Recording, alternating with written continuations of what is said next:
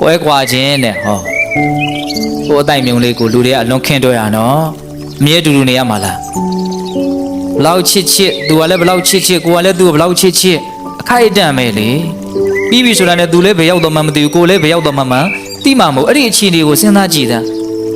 ဘလောက်ကိုကအတိတ်ပဲမဲ့အတိတ်ပဲမဲ့အတွေးတွေနဲ့အချိန်ကုန်တယ်ဆိုတာကိုပေါ်လွင်လာလိမ့်မယ်ဟုတ်တယ်မဟုတ်လားဒါကြောင့်ဆိုပါဗျာကွဲကွာရလိမ့်မယ်ခွဲခွာလိမ့်မယ်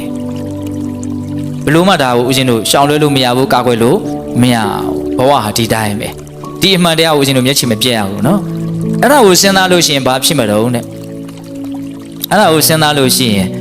အချင်းချင်းရဲ့အပေါ်မှာမမောတွေ့တာတဲ့ဆန္ဒရာဂကိုဖယ်နိုင်တယ်လောဘပေါ့နော်အဲ့ဒီဆန္ဒရာဂမကောင်းတာတွေကိုဖြစ်စေတတ်တယ်ဒါကြောင့်ကွဲကွာခြင်းကိုစဉ်းစားရင်ဆန္ဒရာဂနည်းသွားမယ်သို့မဟုတ်ဖယ်ရှားနိုင်တယ်